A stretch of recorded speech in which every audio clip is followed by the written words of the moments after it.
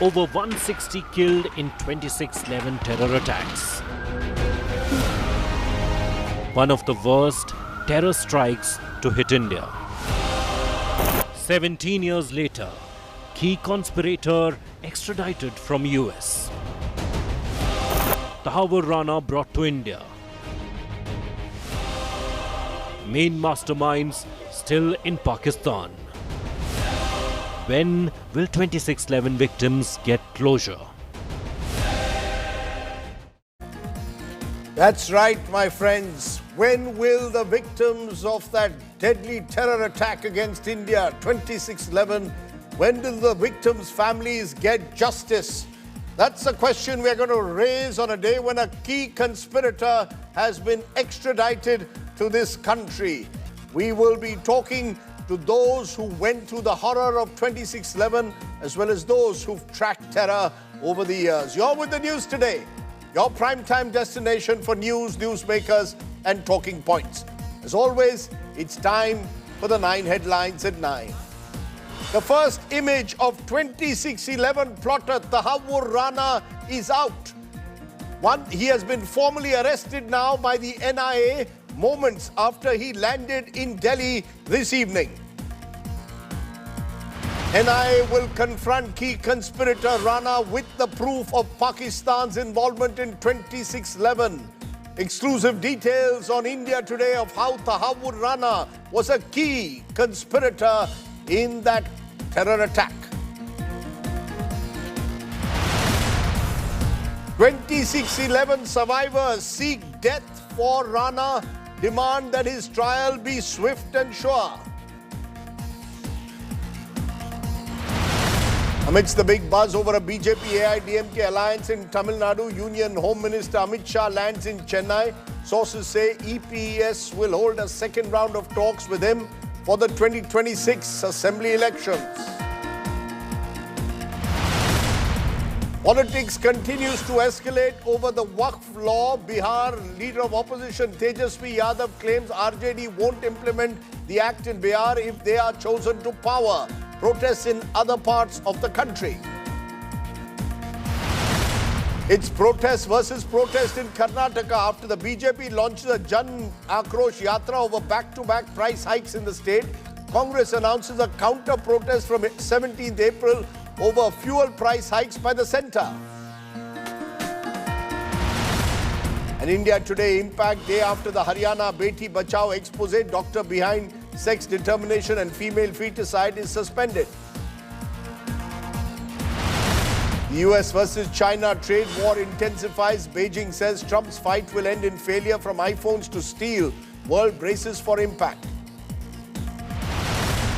And MS Dhoni is appointed once again as captain of CSK after Ruturaj Gaikwad is ruled out of the season due to a hairline fracture of the elbow.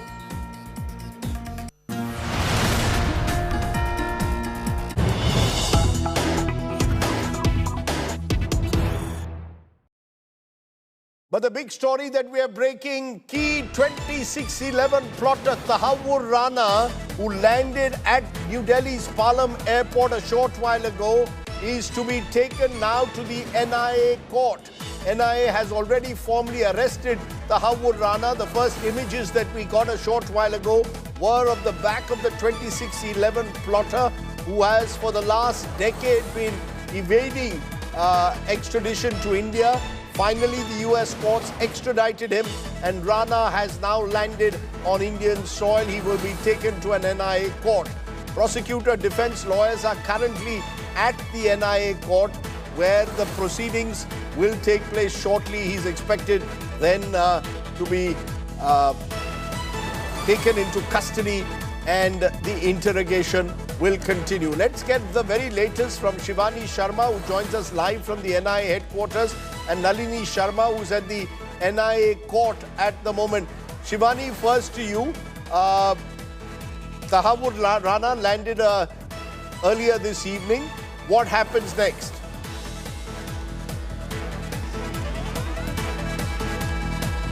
Tahawwur Rana has has landed in India at around 6:30 p.m. at the Palam airport, and he has been formally arrested by the NIA. We also saw the first pictures, though, of his back. This was the first picture that has been released by the NIA when he has been arrested after a medical that was done when he landed here at Palam. And shortly he will be coming to the NIA court at the Patiala House Court, where all the preparations have been done. And we know that the NIA wants to take custody of Rana for investigations to move further. And NIA has also prepared the NIA headquarters so that after the custody is granted to the NIA, he can be brought to the NIA headquarters. The DG has been monitoring the extradition and also the preparations here for the investigations to start. So this is a big day when Tahawwur Rana has landed in India after a long battle from India, and the agencies have accompanied him from America to India. And now, after the court hears the matter and the NIA puts all those reasons for which the custody should be granted to the NIA, the court will be deciding upon whether the custody should be given to the NIA or he should be kept in police custody, and he might also be moved to Tihar jail. So the proceedings will move as soon as possible after Rana reaches the court, and the preparations are all done. The NIA headquarters, the court has been sanitized. Let's go to the NIA court where Nalini Sharma, who spearheads our legal team, joins us. Nalini, you had got access to the dossier the NIA has prepared against Tahawwur Rana. What exactly are the charges that the NIA intends to bring against him?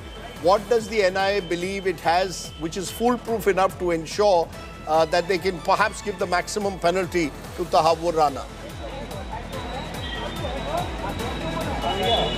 Well, Rajdeep, what the sources within the team prosecution have told us at India Today is that they are developing a watertight case against Tahawwur Rana, including all of the details that they have accessed during the course of the investigation done so far. What we are given to understand from the NIA charge sheet is that the main case against Tahawwur Rana is the larger conspiracy case between him and David Headley about how logistical and financial support was provided by Tahawwur Rana to David Headley during the several visits that David Headley made to India. In fact, Tahawwur Rana himself had also visited India just 5 days before the attacks had happened on the 26th of November 2008. On the 21st of November, he left India. So all of those aspects will be looked into by the NIA, and more importantly, now that the NIA will likely get custody of Tahawwur Rana, they are also going to interrogate him. So this is not just the only limited amount of allegations or charges that will be levied against him.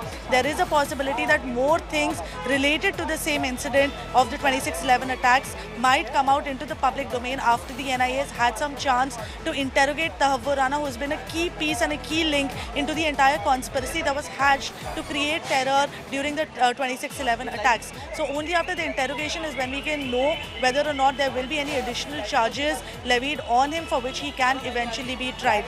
For today, what we are expecting in the court is going to be a custody hearing where the NIA is likely to seek maximum custody of Tahawwur Rana. We are given to understand that might extend to 30 days considering the seriousness of his crimes, and in some certain special circumstances it can also be extended to more than 30 days. So remains to be seen how long the custody NIA asks for, and also what Tahawwur Rana's lawyer, who's been appointed by the State Legal Services Authority, is going to say in his defense, because they are going to try and get some sort of leniency on medical grounds, because Tahawwur Rana, ever since his time in the US, has been saying that there are several ailments that he's suffering with, because of which he needs urgent medical care.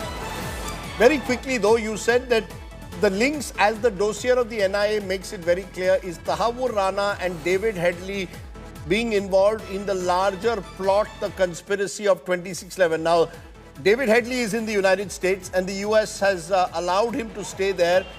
He had a plea bargain and therefore he will not be brought back.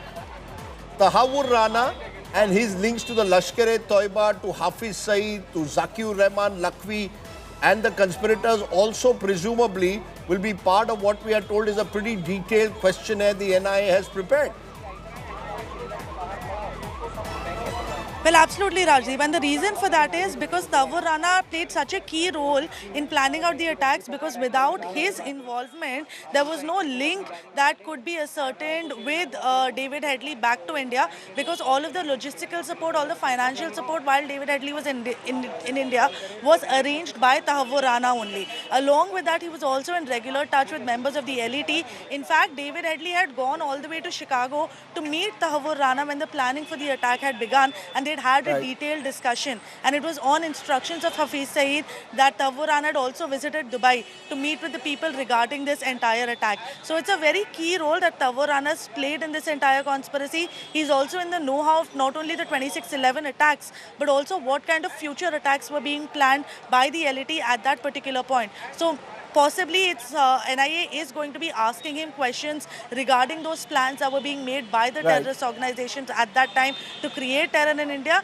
As to what kind of answers he gives, if any, or whether he'll just evade, is something that we'll know only once the interrogation happens.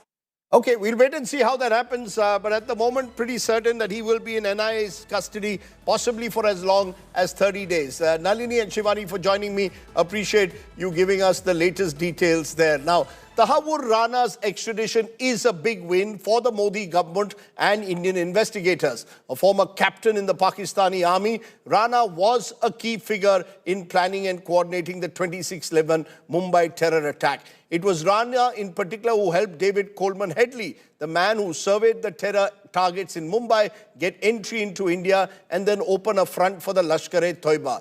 Divyesh Singh and Nalini Sharma now decode for you the importance of Tahawwur Rana.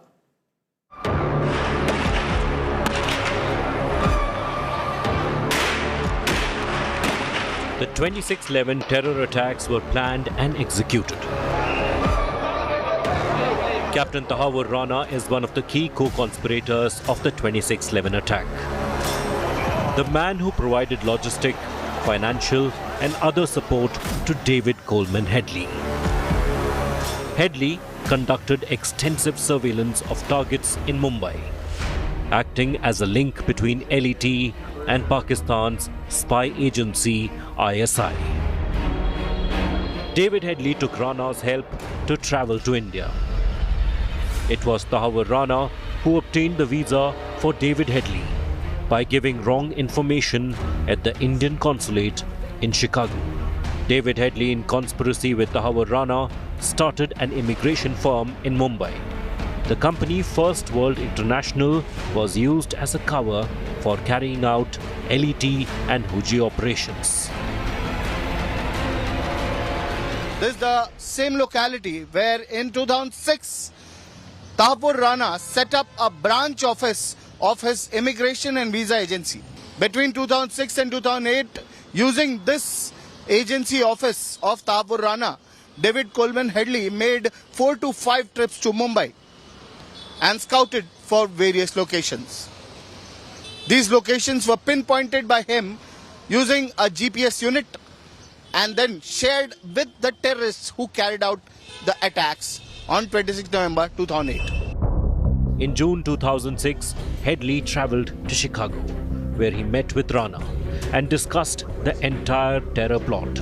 Since Rana was a former Pakistan Army captain, Headley assured him of all help through Pakistan ISI handler Major Iqbal.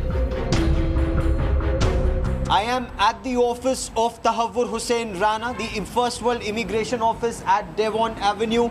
This is where Tahawwur Hussain Rana used to sit. David Coleman Headley used this First World Immigration, the name of this office, to spread terror, not just in India, but also in Denmark. Devon Avenue is called Chicago's Chandni Chowk.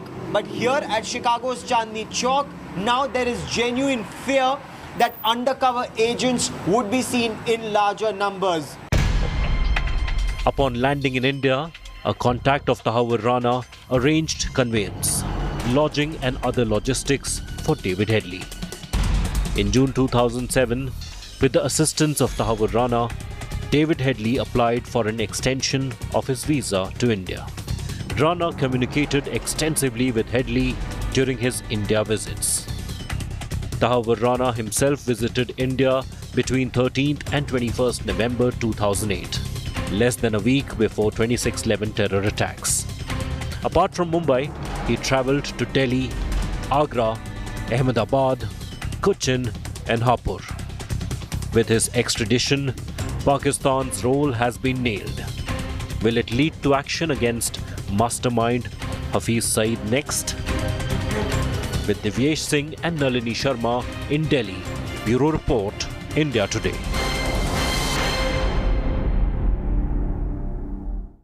I want to turn first to those who actually were there when 26/11, that horrific day, happened, and their role in it. Brigadier Govind Singh Sisodia is former DIG Operations NSG.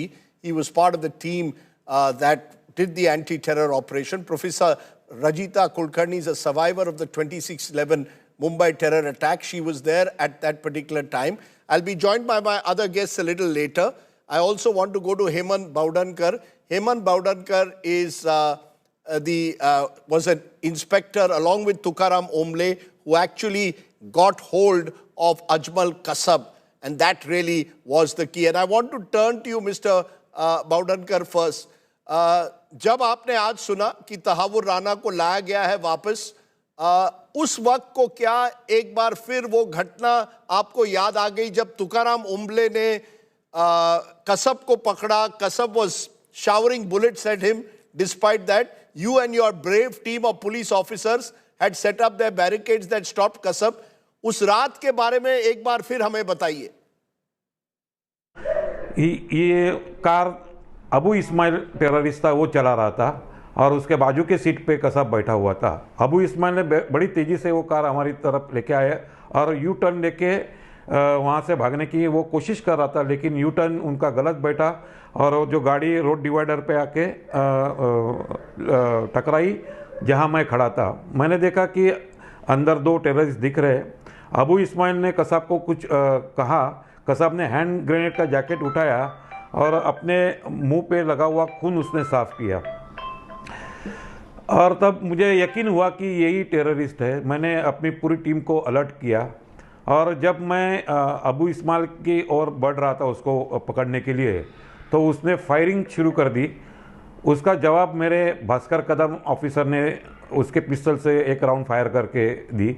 मैं car के पीछे गया और वहाँ से मैंने 3 गोलियाँ अबू इस्माइल की ओर दागी और उसको ज़ख्मी किया. उस वक्त कसब जो था, he pretended to be surrendered by putting hands up, और उसने दरवाज़ा खोला और वो जब रोड पे आया तो उस वक्त हमारे तुकाराम ओम्बले, संजय गोविलकर बैरिकेड्स के पीछे से दौड़ते हुए आगे आए और उसी वक्त कसब ने अपने जैकेट में छिपाई हुई AK-47 राइफल निकाली और फायरिंग शुरू कर दी.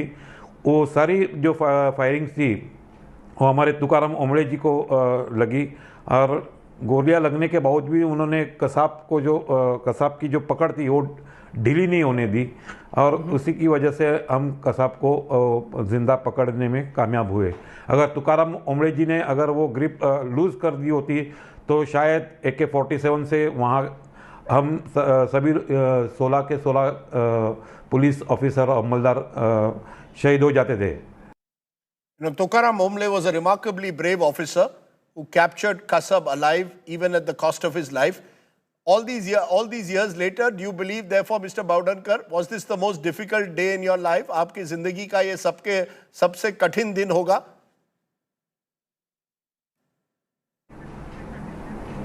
That was a black day of everybody's life of Indian citizen, and definitely I was a witness of that incident. So आज भी मैं उस जगह से गुजरता हूँ तो मुझे 26/11 मेरे आंखों के सामने जो घटना हुई थी, फायरिंग, रिटेलिएशन, फिर हमारे तुकाराम ओम्बले जी शहीद हुए, वो सारी घटना एक पल में मेरी आंखों के सामने से गुजर जाती है. और वहाँ मैं हमारे तुकाराम ओम्बले जी का जो स्टैचू बना हुआ है उसके सामने वो होता हूँ और उनको नमन करता हूँ, क्योंकि ये जो हमारा जन्म है, पुनर्जन्म, वो उन्हीं की, तुकाराम ओम्बले जी की देन है, ऐसा मैं स्ट्रांगली मानता हूँ. So there you have Inspector Baudankar telling us about how Kasab was caught. Now let's turn back to Tahawwur Rana. Brigadier Govind Singh Sisodia, former DIG Operations, National Security Guard. Your memories of that day and when you heard about the news that Tahawwur Rana was being extradited, what was your first reaction, your first feeling? If you see in this entire operation, everyone is aware who planned it, how it was done.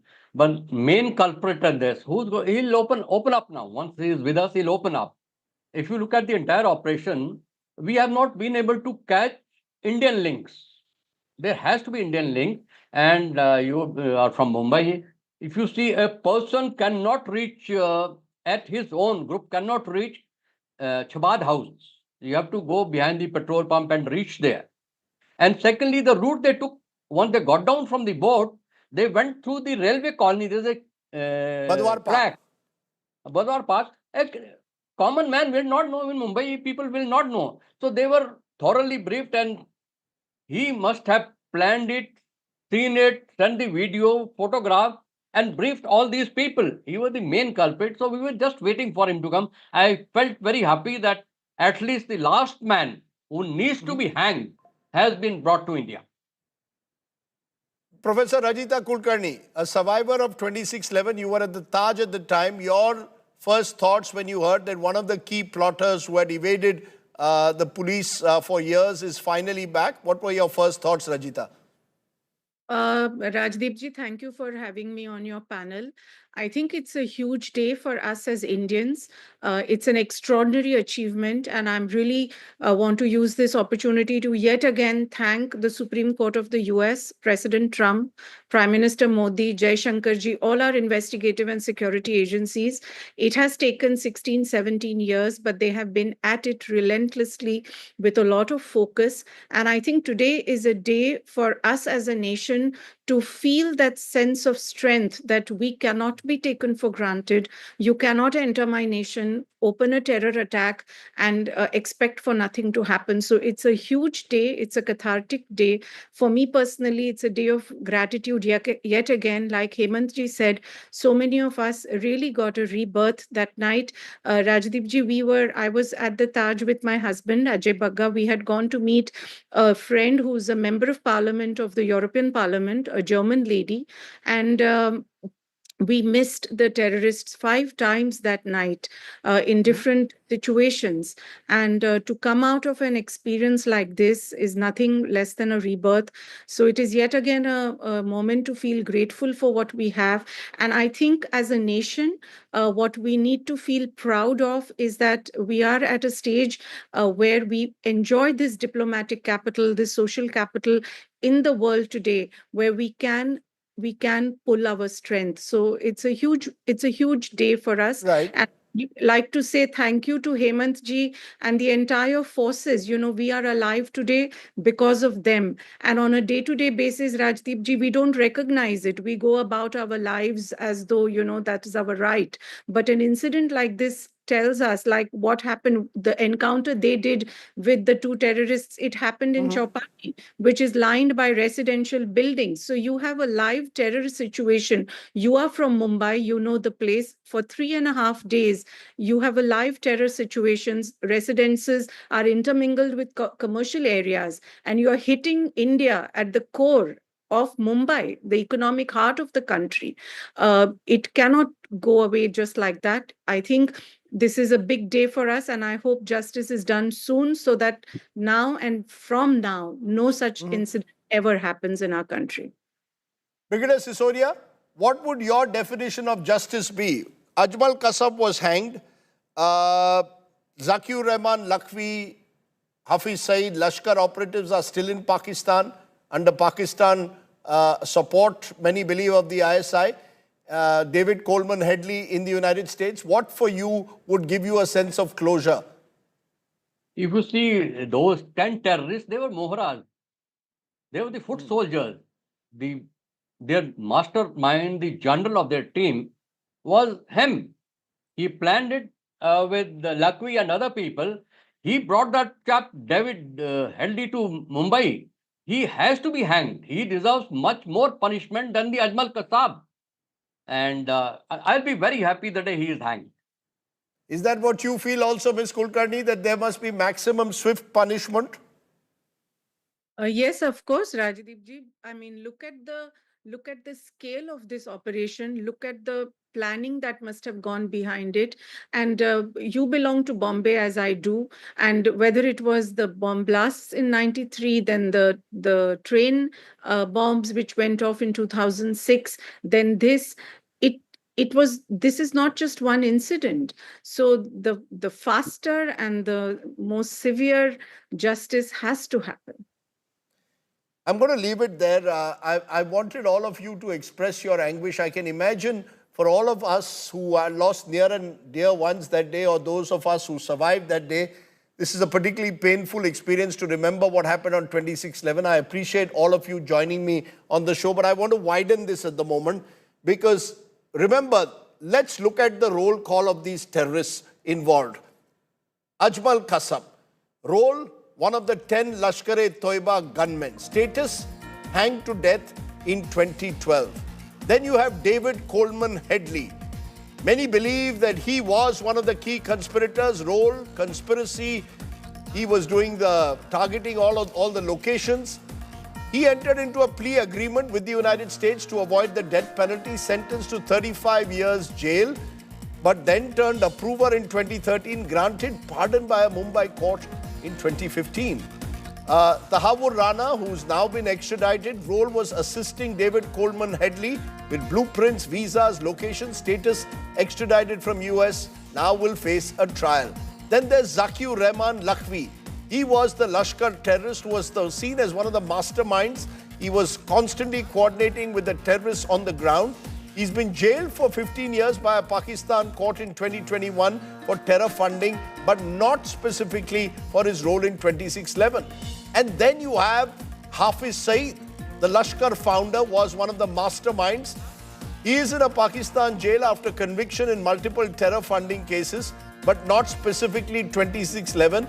And he is reportedly still under the protection of the Pakistani ISI. Then you have Ilyas Kashmiri, involved in plotting the 26/11 attack. He was an Al-Qaeda terrorist who was killed in a US drone attack in Pakistan in 2011. Then you have Sajid Mir, trained gunman, one of the handlers during the attacks, directed Headley's entire operation. He was jailed for 15 years by a Pakistan court for terror funding, but not specifically for 26/11. And then you have Major Iqbal, the suspected Pakistan army officer who was apparently coordinating the operation. His present location and status is unknown. It brings me to my questions. Tahawwur Rana in custody, but what is the road ahead? Will Pakistan ever hand over the terrorists? And when will the 26/11 victims get closure? I'm joined by special guests. M.N. Singh is former Mumbai Police Commissioner. Rizwan Merchant is senior criminal lawyer. K.C. Singh is former Secretary, Ministry of External Affairs. Appreciate all of you joining us. I want to come to each of you one by one. M.N. Singh, let me turn to you first because you are unique. You were in charge when the 1993 Mumbai blast took place. You also saw what happened in Mumbai in 2008. 1993, Dawood Ibrahim behind the blast. We haven't been able to extradite him. Today, at least, we've been able to extradite one of the key plotters of 2008. Does it give you a sense of satisfaction, given the fact that you were all those years trying to get Dawood back and were not successful, but at least this time we've got Tahawwur Rana back? Well, Rajdeep, let me begin, first of all, by paying homage to all those brave police officers and men, 14 of them, who laid their lives in line of duty. Many of them had worked under me directly, and like Ashok Kamte and Vijay Salaskar and even the IG police, they had directly worked under me when I was a Joint Commissioner of Police in the crime branch. I knew they were brave officers, very competent police officers. It is so sad to know that they were killed like this. So now coming to the second point, I would like to also touch upon what Brigadier Sisodia said, that there has to be some local support, and probably I need to tell him that indeed there were 16 local people who were involved in providing facilitating this 26/11 terror attack. One of them was called Abu Zundal, who was a resident of Bid district in Maharashtra state. This Abu Zundal, he ran away, he was an ITI trained man. He had joined the lashkar-e-taiba, went to Kashmir and then went to Pakistan. And then he got mixed up with all these people, Hafiz, Saeed and things like that. And he was the brain behind all this, and 16 people. One of them was again two more persons from Bihar. One of them was living in Goregaon area of Bombay city. So they were also caught. So this Abu Zandal was also finally caught in Saudi Arabia and brought to Bombay, and he was convicted in another case where he was caught carrying some AK-56 rifles and things like that in somewhere near Aurangabad. So there was a very strong local support because of unless there was a local collaborator support, it would not have been possible to know all these locations of these various things and the territory of Bombay city. So there was a local support indeed, and 3 of them were convicted. Now coming to this gentleman called Rana, let me tell you, it is a great news that he has been caught, but I will still wait and look forward to the day when those masterminds who are hiding in Pakistan are caught. America has agreed to hand over this man to us, Tahawwur Rana, because America has now tried to prove that American soil cannot be used for any terrorist activities. You know, America was also one of the biggest sufferers of terrorist attacks. 3 of them happened but on the soil just to interrupt you there, the same American courts, David Coleman Headley will not be extradited to India. He got away with plea bargaining. Many believe he could well have been a double agent. There have been serious question marks over his exact role. So while the Americans have given us Tahawwur Rana, they still haven't given us Headley. Well, yes, I think that has been agreed between the 2 governments. Now, this David Headley was used as a witness by our Indian prosecutors. I do not know. I have a different point of view on this. When I was investigating the 1993 blast case, I had used one of the Usman Khan as a witness. He was given a pardon by the court, and then he was used because it was necessary in cases of conspiracy. It is very difficult to prove a case in the court of law because there is no direct evidence, and therefore it becomes necessary to use somebody who is confessing the crime as a witness. He is called approver. But in this case, since Ajmal Kasab was caught, and he was caught red-handed, and he had confessed the crime, I do not know why it was necessary to use this David Headley as an approver. Probably the case against Kasab would have been proved in any case, and there was nobody else in custody. Anyway, be that as it may, he was used. Now that we have given an undertaking, and the American government, let me also tell you, this David Headley, who was half Pakistani and half American. He had a Pakistani father and an American mother. Now he was born in Washington, but he had a Pakistani citizenship, and he ran away when he came to the age of 16 and became an American citizen. Now that fellow, he was helped by this Tahawwur Rana, and it is also a surprise. Our friend from the Foreign Service will be able to tell how this man was able to manage a passport for David Headley, who had a Pakistani link. Let me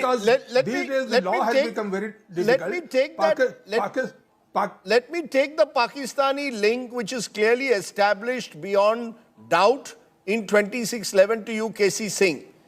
Today, when you've got Tahawwur Rana back in India, does that make it even more difficult for Pakistan to do what they've done several times in the past? Deniability. Call them non-state actors who the Pakistani ISI will not accept as their own. Tahawwur Rana was part of the Pakistani army. Tahawwur Rana was clearly someone in touch with the Lashkar. How long can Pakistan live with deniability? Does this change the case in any way? Rajiv, it just adds to it. You see, every time you get more evidence, Pakistan will play the same game. You mentioned Sajid Mir. There are also reports he was put in a prison. They say he was probably poisoned there. So they try eliminating some of the links. But it's always useful to have a direct witness who's witnessed it, participated in it.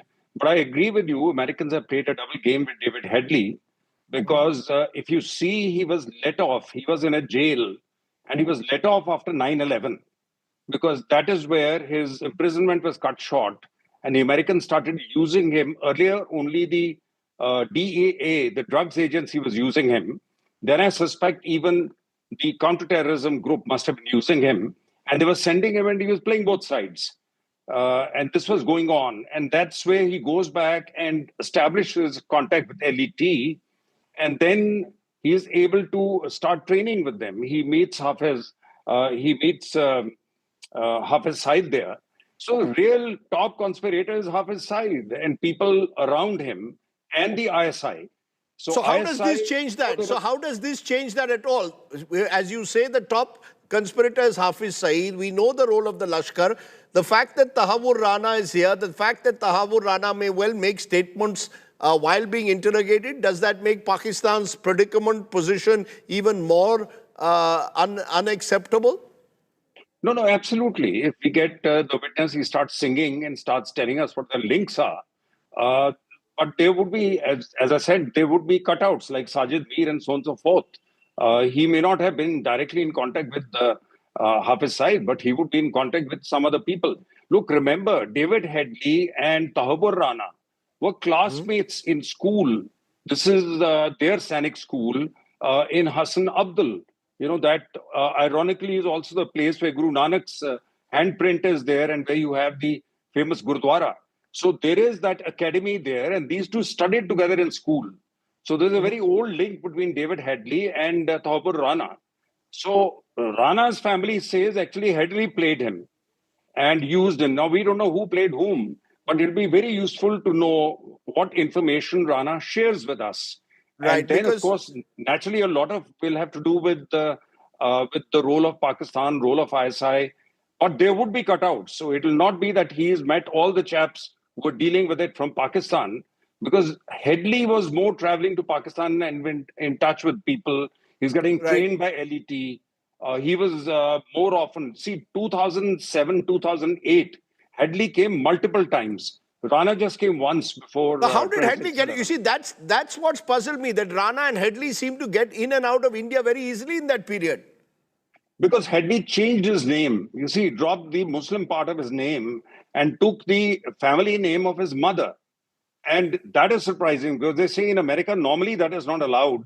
They would have looked into his background because he had been imprisoned. He had been caught with drugs earlier. So how was he able to? I think he was in and out. He was in contact, confidential informant of the government. Right. So he was able to use his links with the American agencies. And after 9/11, he got a longer rope, because the Americans knew he has links in Pakistan, and they thought they'll be able to use him to find out what's happening to terrorism, terrorist groups in Pakistan. And he was actually playing both sides. And I think Americans don't want to be embarrassed, and that's part of the reason that they're not willing to part with David Headley. Otherwise, Headley will spill many more secrets. You know, because there were 231 phone conversations between Headley and Rana that have been documented in that NIA dossier. Rizwan Merchant, you know, Ajmal Kasab was an open and shut case. You catch someone in the act of terror, he could not escape the clutches of the law. Tahawwur Rana, as we've seen even before the US courts, has kept claiming that he is not involved in that wider conspiracy. How easy will it be for us to ensure a swift prosecution of one of the key plotters of 26/11 in your view? Rajiv, first of all, congratulations to the Indian government as well as to NIA for pulling up such an excellent task. Absolutely commendable. Now that he is in the country, now what we need to concentrate upon is how soon can we bring him to justice, okay? As far as his status today is concerned, his state is similar to some of the accused persons who were charged in the 1993 blast case for their respective acts of omission and commission disclosing terrorist act. They were unknown people at one point of time, but during investigation they got known. The moment they got known, the cognizance was taken on the basis of warrants which were issued against them for the purpose of trial and investigation. That seems to be the same process here in the case of Tahawwur Rana. Now that he has come, the same situation has arisen as in 1993 blast case, where the trial against the unknown persons when they were brought into India on the basis of extradition or deportation was under section 299 of the CRPC, where the concerned court was allowed to lead evidence as against the absconding accused person under section 299, in which case the moment the absconding person is brought down into the country, he does not have to undergo the entire rigor of the trial by putting the witnesses into the box and having examination in chief done. He will be given the due process of law in the form of evidence which has been already brought on record. He will be given the facility of a lawyer. He will have to cross-examine and proceed with the trial. Now, this process of 299, if it is followed, you will definitely guarantee a swift trial in this particular case. But at the same time, I understand NIA must be definitely interested in subjecting him to investigation and interrogation to find out whether at all there is a further additional key of conspiracy. Because conspiracy, as defined by the Supreme Court in P.K. Narayanan's case, includes overt acts of omission and commission before, during and after the offending act. Now, whatever has happened between Headley and him was before the 26/11. That has been documented. Now, as M.N. Singh put it across, Headley's case was on the basis of an approval which was granted him, which we call a grant of pardon. Now, the moment Tahawwur Rana is going to be subjected to investigation and interrogation, recording of his statement, they may be able to chance upon some particular material which Headley has not disclosed to the court in the course of grant of pardon, in which case NIA will be justified in making an application to withdraw the grant of pardon and once again indict him as an accused and put him to trial. Now, these are two aspects which NIA needs to concentrate upon, and I'm sure they will definitely want to do that. Number one, subjecting Tahawwur Rana to investigation and interrogation to see how his link can be established with the original charge of conspiracy because of his involvement with Headley. Secondly, but is that easy in your view? Before I go to M.N. Singh, is that easy? Is it easy to establish a charge of conspiracy? We even saw in the 1993 case. There is, see, it wasn't so easy. Rajdeep, we have successfully pulled on the extradition. No, we have successfully pulled up the extradition on the basis of legally admissible evidence which was carried to the extraditing court by the Indian government. If the material is there, and if the extraditing court has taken it into consideration and passed the order of extradition, why will we not succeed? We should definitely succeed. We should definitely subject him to interrogation, bring material against Headley and confront Tahawwur Rana with Headley's offence and make an application for withdrawing the order of grant of pardon to Headley. Because if he has done something which has led to the commission of the dastardly act, he deserves to be punished. Not only Tahawwur Rana, but even Headley deserves to be punished. You cannot allow him to sit safely out there in the prison. That's the point I'm making. That's the point. You know, you can't allow Headley to get away. You can't allow Zakir, Rahman, Lakhvi or Hafiz Saeed to get away. But M.N. Singh, you've been raising your finger through the discussion. Please go ahead. Rajdeep, you can still do it. Yeah, I'll come to you in a moment. You can still do it. You can still do it by subjecting Tahawwur Rana. Yes, Mr. Singh. Rajdeep, I think getting David Headley back to India is going to be very difficult, because let us not forget that David Headley was a double agent. He was working both for the CIA as well as for the ISI of Pakistan. Now, and based on the information given by David Headley to the Americans, the CIA, the Indian government was informed not once but two dozen times that Bombay was a target. So America will feel very hesitant to hand over the custody of David Headley. That is one. Now, as far as the interrogation of this man is concerned, Tahawwur Rana, let me tell you, it is not so important to convict him. What is more important is to know the names of involvement and the involvement of all those Pakistanis, Hafiz, Saeed and others, who are still there in Pakistan. In the case of Dawood Ibrahim, Pakistan said that he was not there in Pakistan. Pakistan denied its very presence. In the case of its own citizens, it cannot deny that they are not there, that they are there. So it is more important that through the interrogation of this Tahawwur Rana, we should try and get the custody of those Pakistanis and put pressure on Pakistan. I know Pakistan will not oblige us, but then it will be a good instrument to put pressure on Pakistan. So what? To internationally take some action against Pakistan as a terrorist country. You know, you make an important point, KC Singh. You heard M.N. Singh say, look, with Dawood Ibrahim, the Pakistanis kept saying he doesn't live in our country. And they got away with it in a way by continually saying that. They can't say that with the Hafiz Saeed, who is in a Pakistani jail. They can't say that with the Zakir, Rahman, Lakhvi. In the case of Hafiz Saeed, he seems to be in house arrest at times. He seems to be moving out at times. Other times he's in jail. How long can Pakistan fudge this issue by claiming that, look, we cannot bring back Lakhvi, we cannot send Lakhvi or Saeed back to India? Is that something which is impossible? That the Pakistanis will never send back even a Lakhvi back to India?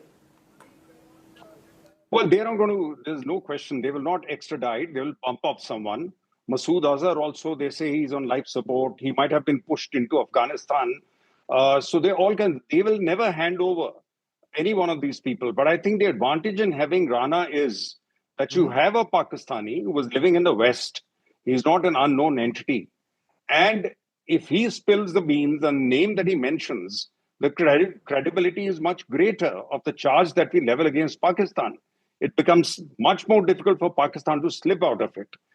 Just one element I must add, that why was there delay in getting Rana? Look, Rana was sentenced, Americans first prosecuted Rana and David Headley for the planned attack on Denmark. That is how they were caught. They were attacking a newspaper there. And therefore, he was sentenced to 14 years of jail in 2013. That right. Would have gone until, normally countries will not extradite an individual who's committed a crime in their country. They'll first punish him there. Once he served the sentence, so he was let off in 2022 because of ill health and COVID. So now that he was released, really the extradition proceedings started in 22. Till then, the Americans were sentencing him. So they wanted to get their own, due sort of sentence from him. And then a country gets ready to hand over to another country. So therefore, it's really a process which started in 22. It's a good thing we've got hold of him and the Americans have handed him. But let's see what he says, especially about David Headley and the real conspirators in Pakistan and the hidden conspirators of the ISI. Rizwan Merchant, you've, as you say, you've dealt with several of these cases. Just explain to our viewers, a conspiracy charge, is it very difficult to conclude in a court of law? Can Tahawwur Rana keep prolonging his case in a sense, tariq pe tariq? Is it, or do you believe, given the ramifications and the nature of this case, it is possible to fast track it? Absolutely, Rajdeep, this is very much possible. On the same lines as we were able to expedite the 1993 blast case before the Tara Special Court, when unknown people were subsequently identified, brought down to trial in India. The procedure under Section 299 was followed by the earlier court of the Tara judge, where evidence was recorded in absentia of the absconding accused persons. And the advantage of recording the evidence in their absence under 299 was, the moment they are available, you hand over the notes of evidence to them so that they step into the box and start the cross-examination exercise, so the trial ends expeditiously. You don't waste time in recording of evidence and confronting them with the articles. You give them the notes of evidence and allow them to go ahead with the cross-examination. On the point of conspiracy, the evidence of David Headley is sufficient enough for a conviction of Rana. You can definitely go ahead and convict him. The law is very, very clear. If pardon has been granted to a particular person on the basis of a confession which has been made by Headley, that confession copy will be given to him. Headley will be once again brought on VC to Rana. Rana's lawyers will have to cross-examine him on the point of grant of pardon. And if there is any particular material, additionally, apart from the material which he has voluntarily disclosed during his grant of pardon, absolutely fine. Otherwise, he can be recharged for whatever offense has been committed of charge of conspiracy. Now, conspiracy is not only between Headley and Rana, but conspiracy even in respect of the earlier transactions before, during and after. I repeat, everything which was done before, during and after will have to be brought within the ambit of conspiracy, and Tahawwur Rana will have to stand charged for that conspiracy as a whole, not only a small part of it. Amit Singh, you again raised your finger. Please go ahead. Yeah, Rajdeep, I want to say that you see it's indeed a fact that it is very difficult to prove a case of conspiracy, and that is why we have the provision of citing an approver, granting a pardon to an accused, and use him as a witness of prosecution. But in this case, David Headley's statement is there, which has nailed Tahawwur Rana. So his statement is available. He was examined in the trial course, number one. Number two, there is other independent evidence also available against Tahawwur Rana. He is having very close contacts with David Headley, having exchanged telephonic conversations but no less than 300 times, and his visit to the Indian consulate in Chicago to help him get a visa, Indian visa, and also he himself coming here and spending some time, some verification will need to be done. So I think there is enough evidence to convict Tahawwur Rana, but I emphasize the point that she should be examined thoroughly to nail down all those Pakistanis who are involved in this case, and the Indian government will of course be putting a lot of pressure so that Pakistan is shamed, and if necessary, either they will be killed or they will be sent to India. That is what I want. Just quick 30 seconds to you, KC Singh. Should therefore India send a complete dossier once again to Pakistan? In the past we've sent it. At times the Pakistanis have said we are looking into it but have never acted firmly. Should we again resend a dossier based on what we get from a Tahawwur Rana? What works better, Rajdeep, is going to the UN Security Council and get the person listed as an international terrorist. Shame China because the Chinese step in the way, but convince the Chinese that, look, we have a witness now, and get a number of people listed who are there, get them listed by the UN Security Council as international terrorists. Naming and shaming is very important. Pakistanis will take no action. You can give them any number of dossiers you want. They'll just make the person disappear or deny.